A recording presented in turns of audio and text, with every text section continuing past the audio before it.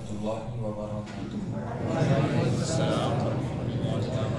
أحمده ونصلي ونسلم على رسوله الكريم أما بعد فأعوذ بالله من الشيطان الرجيم بسم الله الرحمن الرحيم إن الله وملائكته يصلون على النبي يا أيها الذين آمنوا صلوا عليه وسلموا تسليما.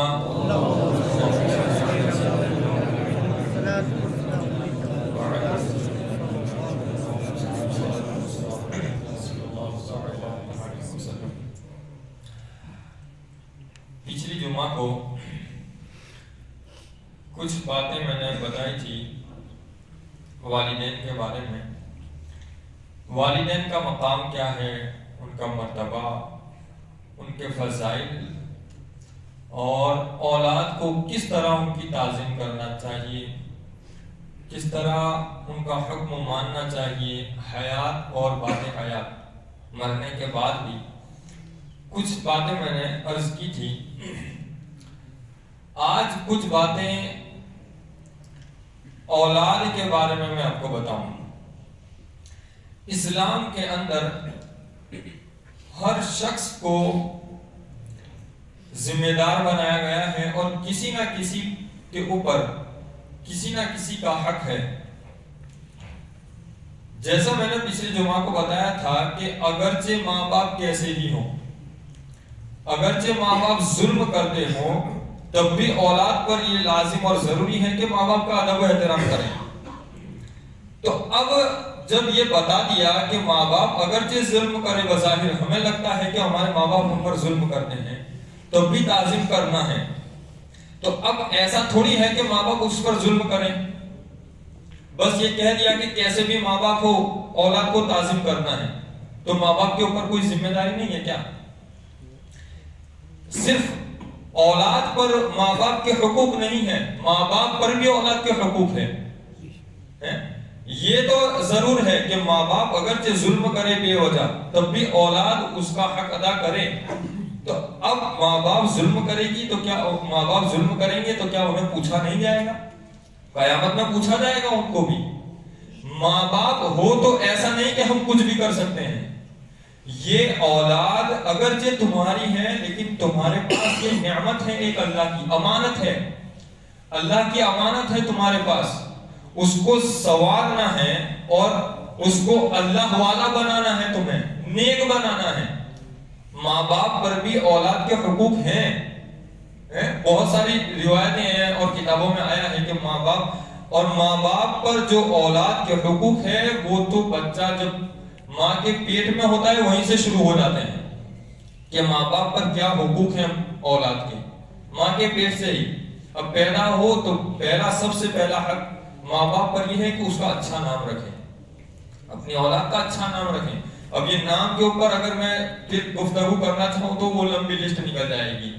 آج کل نام بھی ایسے رکھے جاتے ہیں کہ یہاں مسجد میں بولنے کے لائق نہیں ہے. مولانا سے پوچھتے ہیں کہ مولانا کچھ ایسا یونیک نام بتاؤ جو کسی کا نہ ہو، نیا نام بتاؤ. یہ نام تو سب ہے ہی ہے، یہ تو سب رکھتے ہی ہیں، ایک نیا نام دکھاؤ. اب نیا نام تو کہاں لینے جائیں گے ہم؟ حدیث پاک میں آیا ہے سب سے اچھے ناموں کے اندر اولاد، نبی پاک صلی اللہ علیہ وسلم نے ارشاد فرمایا کہ اپنی اولاد کے نام انبیاء کرام کے ناموں پر رکھو. انبیاء کرام کے نبیوں کے جو نام تھے وہ نام رکھو اپنی اولاد کی. وہ نام تو کوئی رکھتا ہی نہیں، نئے نام تلاش کرتے ہیں. اور بچی ہے تو نیک عورتوں کے نام رکھو. یہاں تو نئے نام تلاش کرتے ہیں. تو سب سے پہلا حق یہ ہے کہ اچھا نام رکھیں، اس کی تربیت کریں، اس کو ادب سکھائے، اس کو دین سکھائے. بہت بہترین مقولہ کسی نے یہ کہا ہے بات کہ لوگ کہتے ہیں کہ بچے ہاتھ سے نکل گئے، بچے ہمارے ہاتھ میں نہیں رہے، ہاتھ سے نکل گئے، ہمارے کنٹرول میں نہیں رہے، ہمارے قابو میں نہیں رہے. تو کہتے ہیں کہ تم اپنی اولاد کو دین کے حوالے کر دو. دین اولاد کو ادب اور سب کچھ سکھا کر وہ اولاد تمہارے حوالے کر دے گا.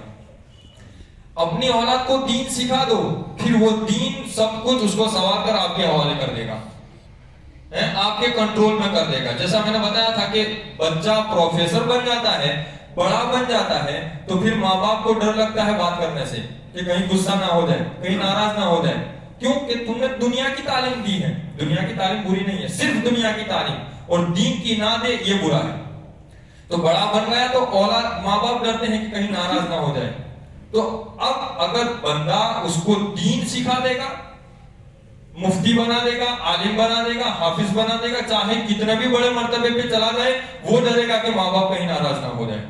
تو تم یہ سب کیا کس نے سکھایا؟ اس بچے کو دین نے سکھایا. تو تم اپنی اولاد کو دین کے حوالے کر دو, دین تمہاری اولاد تمہارے حوالے کر دے گا. دین سکھا دو, دین سب کچھ تمہارے حوالے کر دے گا اولاد کو سنوار کر. پھر تمہیں یہ کہنے کی نوبت نہیں آئے گی کہ اولاد ہمارے ہاتھ سے نکل گئی. اولاد ہماری سنتی نہیں ہے. ہمارا معاشرہ تو کیا چاہتا ہے کہ بس کچھ بھی ہو جائے, بس میرا بچہ نماز پڑھتا ہو جائے, لیکن خود نماز نہیں پڑھنا. ارے بندے, جب تو خود نماز نہیں پڑھے گا تو اولاد کہاں سے نماز پڑھے گی؟ خواہش ہماری یہ ہے کہ بچہ 5 وقت نماز پڑھے, لیکن ہم جمعہ نماز پڑھنے جاتے ہیں, ہم صرف عید کو نماز پڑھنے جاتے ہیں. تو باپ اگر صرف جمعہ کو نماز پڑھنے جائے گا تو بچہ بھی جمعہ کو ہی جائے گا. باپ اگر صرف عید کی نماز پڑھے گا تو بچہ بھی عید کی ہی نماز پڑھے گا. تو بہتر میں ایک آپ کو مشورہ دوں کہ کچھ نوافل, کچھ نفل نمازیں گھر کے اندر بھی آپ ادا کرو. بچہ جب چھوٹا ہوتا ہے نا تو آپ جو کہیں گے نا تو آپ کی زبان سے وہ جتنا سیکھے گا نہیں, اس سے زیادہ آپ کو دیکھ کر سیکھے گا. بچے دیکھ کر زیادہ سیکھتے ہیں, نقل زیادہ کرتے ہیں بچے. جن کے گھروں میں نمازیں ہوتی ہیں, ماں باپ نمازیں پڑھتے ہیں, تو ان کے گھروں میں بچے بھی خالی وہ کپڑا بچھا کر یا مصلا بچھا کر یا ویسے ہی زمین کے اوپر لیٹ جاتے ہیں, اپنا سر زمین پر رکھ دیتے ہیں. نماز پڑھنا آتا نہیں, لیکن نماز پڑھتے ہیں اپنی طریقے سے, اپنے طور پر. یہ کس نے سکھایا؟ اور ماں باپ کو دیکھ کر سیکھتے ہیں. ویسے آپ کتنا بھی کہتے رہو بیٹا یہ کرو, بیٹا وہ کرو, تو اتنا نہیں سیکھیں گے. آپ خود کرو, بچہ دیکھ کر اپنے آپ سیکھ جائے گا. تو ماں باپ کو پہلے سنورنے اور سدھرنے کی ضرورت ہے. اس کے بعد جب آپ کو دیکھے گی آپ کی اولاد تو وہ خود بخود سنور جائے گی. تو ماں باپ پر بھی حق ہے کہ اپنی اولاد کو نیک بنائے. نبی پاک صلی اللہ علیہ وسلم نے ارشاد فرمایا کہ اپنی اولاد کو 3 چیزیں سکھاؤ.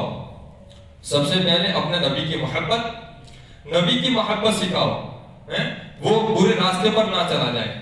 پھر فرمایا اپنے نبی کی آل کی محبت, اہل بیت کی محبت سکھاؤ, اہل بیت کی محبت سکھاؤ. پھر فرمایا قرآن کریم کی تعلیم سکھاؤ, قرآن سکھاؤ. جب یہ سکھا دیں گے تو بچہ انشاءاللہ تبارک و تعالیٰ بڑھاپے میں پھر تمہارا سہارا بنے گا. بچے کی تربیت اور کیا کہتے ہیں اس کو بڑا کرتے ہیں کس امید پر ماں باپ کہ بڑھاپے میں ہمارا سہارا بنے گا, بڑھاپے میں ہمیں کام لگے گا. لیکن جب تربیت ہی نہیں ہوئی تو بڑھاپے میں کیا کام لگے گا؟ ہم خود ہی نیکی نہیں کرتے تو پھر وہ مرنے کے بعد ہماری قبروں پر آ کر کیا اصالہ ثواب کریں گے؟ ہم کبھی قبرستان نہیں گئے, ہم کبھی اپنے باپ کی قبر پر نہیں گئے, ہم ابھی اپنے کسی رشتہ دار کی قبر پر نہیں گئے, تو پھر بچہ ہماری قبر پر کب آئے گا, کیسے آئے گا وہ؟ تو ہم اپنی اولاد کو لے کر بھی قبرستان جائیں کہ یہ تمہارے دادا کی قبر ہے, یہ تمہارے فلاں رشتہ دار کی قبر ہے, فاتحہ پڑھو, یہاں دعا کرو. جب ہم سکھائیں گے تو پھر وہ بچہ ہماری قبر پر بھی آئے گا. ہم ہی کبھی نہیں گئے قبرستان, ہم نے قبرستان کا کبھی رخ ہی نہیں دیکھا, وہ بچہ کیا آئے گا ہماری قبر پر؟ ہم نے کبھی اصالہ ثواب ہمارے مرحومی رشتہ داروں کو نہیں کیا, بچہ کیا رشتہ داروں کو ہم کو اصالہ ثواب کرے گا؟ تو اور دوسری ایک بات کہ بچوں کو بہت زیادہ لاڑ پیار نہ کریں, اتنا زیادہ کبھی کبھی کچھ خواہشات بچوں کی ہر بات نہ مانے, کچھ خواہشات کو رد بھی کر دیں. جو مانگے وہ دے دیا, جو مانگے دے دیا, اس طرح بچہ بگڑ جائے گا, ہاتھ سے نکل جائے گا. کچھ خواہشات کو رد بھی کریں, اس کو تھوڑا سٹرگل کرنے دیں, تھوڑا اس کے اوپر کچھ مصیبت بھی آنے دیں. غوث پاک رضی اللہ تعالیٰ عنہ کو ان کی والدہ نے جب علم دین کے لیے بھیجا تو آپ کی عمر کتنی تھی؟ اب چھوٹے تھے. آپ نے وہاں پر علم دین حاصل کیا, کبھی گھر پر نہیں آئے, علم دین حاصل کرتے رہے جن کو ولیوں کا سردار کہا جاتا ہے. تو پھر ایک مرتبہ تقریباً 7 سال گزر گئے تو پھر وہاں پر کسی نے ذکر کیا کہ تمہاری والدہ ایسی ہے, وہاں کھانا پینا اور زندگی گزارنا دشوار ہو گئے. تو بڑی یاد تڑپ آئی, ایک مرتبہ سامان سمیٹا اور ملاقات کے لیے آ گئے. دروازہ کھٹکھٹایا, اندر سے آواز آئی, کون؟ کہا عبد القادر تمہارا بیٹا. کہا کون عبد القادر؟ دیکھو کیسی ماں ہوگی. تو جب ایسی تربیت ہوتی ہے نا تو پھر بچہ وقت کا گوشت بنتا ہے. وقت کا گوشت پھر بنتا ہے. کہا کون عبد القادر؟ کہا ماں تمہارا بیٹا عبد القادر. تو کہا کیا تعلیم ابھی دروازہ کھولا نہیں ہے؟ اندر سے ہی پوچھ رہی ہیں کیا تعلیم مکمل کر لی؟ ہمارے یہاں تو کیا ہوتا ہے بچے کو گھر سے دور ہی نہیں کرتے, مسجد میں بھیجتے ہی نہیں, کبھی مدرسے میں بھیجتے ہی نہیں کہ تعلیم حاصل کریں. وہاں 7 سال کے بعد غوث پاک آئے ہیں, دروازہ کھولے بغیر ماں پوچھ رہی ہے بیٹا تعلیم پوری ہو گئی؟ ابھی دروازہ کھولا نہیں. کہا ماں ابھی 2 سال باقی ہیں. آپ کی یاد تڑپا رہی تھی اس وجہ سے. کہا بیٹا الٹے پاؤں پلٹ جاؤ, انشاءاللہ تمہاری ملاقات قیامت کے دن ہی ہوگی. 7 سال کے بعد بیٹا آیا تھا, ماں نے دروازہ نہیں کھولا. کہا کہ اگر دروازہ کھول دوں گی تو کہیں میری محبت غالب نہ آ جائے اور علم دین سے وہ محروم نہ ہو جائے. تو یہ تربیت ہوا کرتی تھی. میں نے کہا نا کہ جب بچہ ماں کے پیٹ میں ہوتا ہے وہیں سے ماں باپ کے حقوق شروع ہو جاتے ہیں, وہیں سے ابتدا ہو جاتی ہے. ہم تو یہاں ماں کے پیٹ میں بچہ ہے اور مائیں کیسے کیا گانا گاتی ہے اور ناچ کود کرتی ہے, تو پھر وہ بچہ, ماں باپ اگر ناچ کود کریں گے تو بچہ بھی ایسا ہی نکلے گا. ماں باپ نیک ہوں گے, نمازی ہوں گے تو بیٹا نیک ہوگا, نمازی ہوگا. ماں باپ گالی دینے والے ہوں گے تو اولاد بھی گالی دینے والی ہی ہوگی. لیکن اگر ماں باپ کلام پاک کی تلاوت کرنے والے ہوں گے, غوث پاک رضی اللہ تعالیٰ عنہ مکتب میں پڑھنے گئے, استاد نے پڑھایا بیٹا پڑھو بسم اللہ الرحمن الرحیم. غوث پاک نے تقریباً 17 پارے زبانی سنا دی کلام پاک کی. کہا بیٹا کیسے یاد ہوا؟ کہا جب ماں کے پیٹ میں تھا تو میری والدہ روز تلاوت کیا کرتی تھی, میں نے اپنی ماں کے پیٹ میں قرآن کو سن کر یاد کر لیا ہے.